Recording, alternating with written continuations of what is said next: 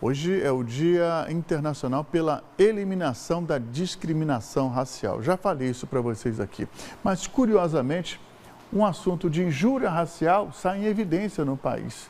É o caso do advogado de Campos que fez ofensas raciais a uma juíza, também de Campos dos Goytacazes. Resultado: a Ordem dos Advogados do Brasil, o Tribunal de Justiça e outros órgãos se posicionaram sobre esse caso. A reportagem é de Letícia Antunes e André Castellotti. Na petição feita pelo advogado José Francisco Barbosa Abud, ele chama a juíza Helenice Rangel, da Terceira Vara Civil de Campos, de magistrada afrodescendente com resquícios de senzala, e ainda inclui comparações com o experimento nazistas. A coordenadora do Movimento Negro Unificado do Estado do Rio de Janeiro conta que ficou indignada com a situação. Além de proferir ofensas racistas, o advogado fez isso por escrito e em um documento oficial. Nos chama a atenção uma peça jurídica, expor de forma tão explícita um racismo, vindo de uma pessoa que não tem baixa escolaridade, que não deve ser das classes mais empobrecidas, já promovendo aí uma ruptura com essa nossa noção de que o racismo está ligado a alguém que é doente, a alguém que não tem escolaridade, que não tem acesso à informação, e demonstra, pelo contrário, que o racismo ele é esse sistema de opressão que subalterniza pessoas negras, independente da sua classe econômica e dos espaços que ocupou. Também me chamou muita atenção porque a magistrada é uma mulher negra de tom de pele mais claro. Então, em geral, se observa situações de racismo explícito, mais comumente com pessoas com tom de pele mais retinto do que pessoas com tom de pele mais claro, em que o racismo já vai se organizar de formas distintas, de formas outras. Situação que repercutiu em todo o país. Advogados, comissões de igualdade racial e ordem dos advogados do Brasil de outros estados, até na Bahia, já repercutindo o caso e cobrando um posicionamento da própria ordem sobre medidas que possam ser tomadas em detrimento desse advogado que comete, sim, um ato de discriminação racial.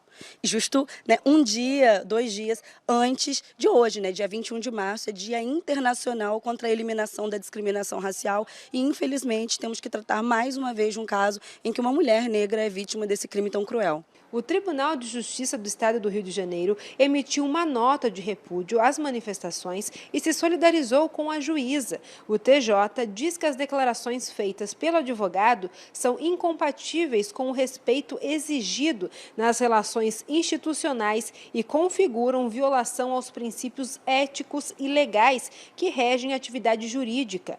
A declaração aponta que o comportamento do advogado, além de atingir diretamente a honra pessoal e profissional da juíza, representa afronta à dignidade humana e ao exercício da função. O Tribunal de Justiça do Estado informou também que encaminhou o caso para o Ministério Público e para a Ordem dos Advogados do Brasil do Rio, para que seja feita uma apuração rigorosa nas esferas criminal e também disciplinar. A OAB de Campos, que emitiu uma nota de repúdio aos atos, informou que o processo ético e disciplinar já foi instaurado e é sigiloso. O processo vai apurar a conduta do advogado que praticou esses atos no exercício da profissão, mas ele é sigiloso, então a gente não vai comentar detalhes sobre, nem pode. Ele também não tem acesso até o fim da apuração, De acordo com dados do Instituto de Segurança Pública do Rio, publicado no dossiê de grupos vulneráveis, apontou que em 2023 foram registrados mais de 36 mil casos de injúria em todo o estado e as mulheres são as principais vítimas. Quase 80% dos casos foram contra elas. Os homens representam pouco mais de 20% dos casos. A modificação da lei proporcionou encorajamento. Antes a gente tinha a legislação de injúria racial, injúria qualificada pela raça, que era o artigo 140, parágrafo 3º do Código Penal, e aí o tratamento não era tão sério, acabava incorrendo num benefício judicial.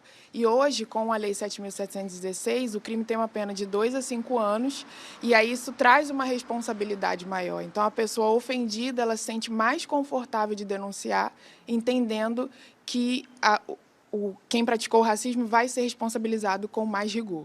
O Conselho Nacional de Justiça também emitiu um comunicado onde repudia o caso e diz que confia na apuração e responsabilização rápida e eficaz, além de reafirmar a necessidade de instituir ações afirmativas que resgatem uma dívida histórica de um povo que foi escravizado e sofre até os dias de hoje consequências de uma estrutura opressora, injusta e desigual. Para o secretário de Desigualdade Racial, o racismo está enraizado na sociedade. Em se falar no racismo e no judiciário, principalmente, a gente vai falar que isso acontece desde a época de Luiz Gama.